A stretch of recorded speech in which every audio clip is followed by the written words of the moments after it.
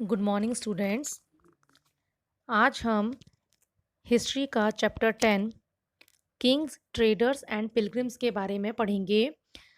Kings means राजा, traders means व्यापार और pilgrims means होता है तीर्थ यात्री। इस लेसन में हम इन्हीं के बारे में पढ़ेंगे। The Sangam literary collection mention the Mavundar in Tamil word meaning three chiefs, the Cholas, the Cheras, and the Pandyas as ruling families between 300 BCE and CE 300। संगम साहित्य का जो संग्रह है उसमें मोवेंद्र एक तमिल वर्ड आया है जिसका अर्थ है जिस चोर, चेल और पांड्य शासक। मतलब इन्होंने ये राजा थे, शासक थे, चोलास, चेरास एंड पांड्यास जिन्होंने शासन किया था और इनके पूरे फैमिली ने जैसे पहले इन्होंने शासन किया, आगे इनके बेटे, उनके बाद में उनके बेटे, आगे पूरे फैमिली ने 300 बीसी से 300 सीई तक शासन किया था। इसके बीच में इन्होंने शासन किया था। आर्कियोलॉजिस्ट जो हैं, पुरातत्व विज्ञानी जिन्हें कहा जाता है, इन तीनों रूलिंग फैमिलीज जो थी पांड्या, चोला और चेरास के कुछ जो शिलालेख हैं इनके उनकी भी खोज की है उन्होंने। इसी प्रकार चाणक्य द्वारा दिया गया अर्थशास्त्र, महावंसा और दीपवामसा जैसे बौद्ध ग्रंथ, शासकों के कई सिक्के और शिलालेख हमें भारत के उत्तरी और मध्य मार्गों में मौर्यकालीन साम्राज्यों के बारे में बताते हैं। इसके बाद आता है किंग्स एंड किंगडम्स, राजा और साम्राज्य।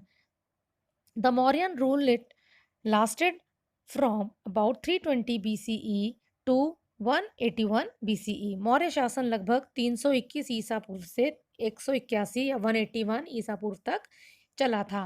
पुराणों के अनुसार इस वंश का जो अंतिम शासक था वो उसका नाम था बृहद्रथ और उसने 7 सालों तक शासन किया था।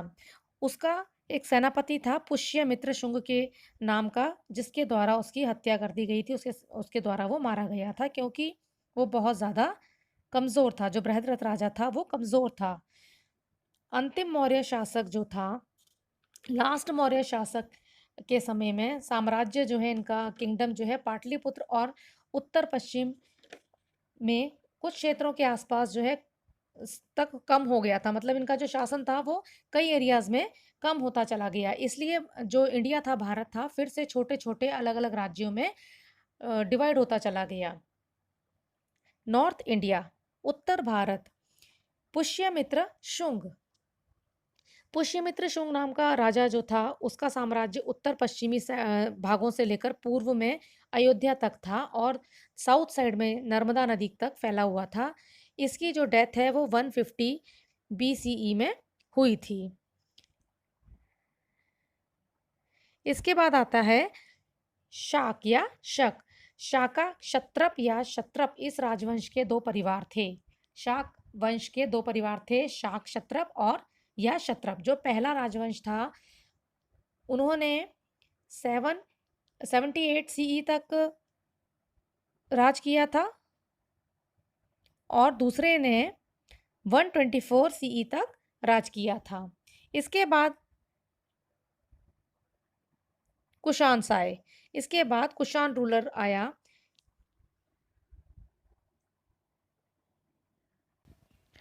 इसके बाद कुषाण रूलर्स आए। कुषाण रूलर्स जो थे इन्होंने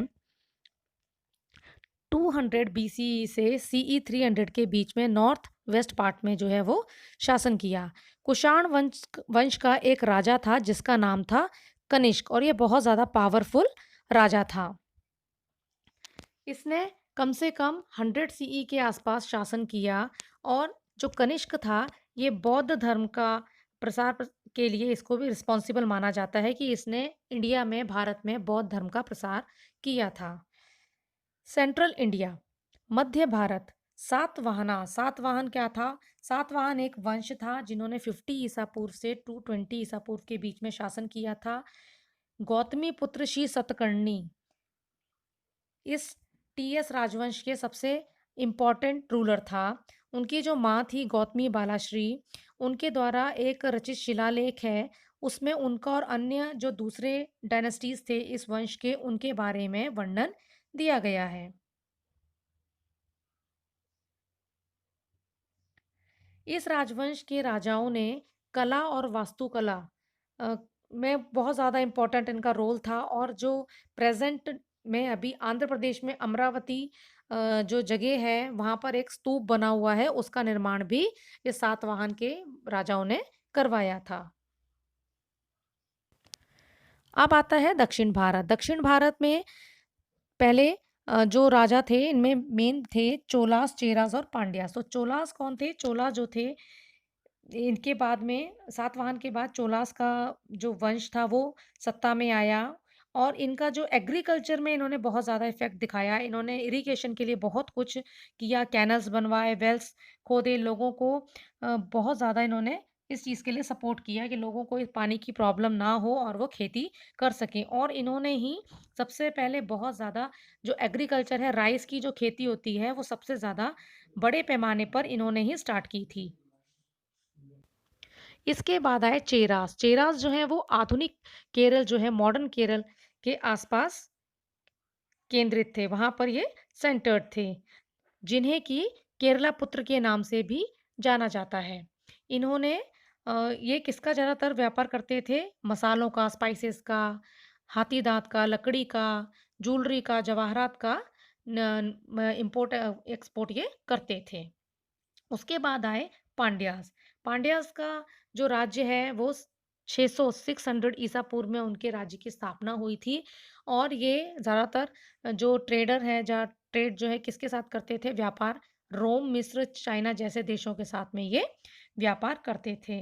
ओके स्टूडेंट्स आज के लिए इतना ही। कल हम ट्रेड से फिर कंटिन्यू करेंगे। Thank you.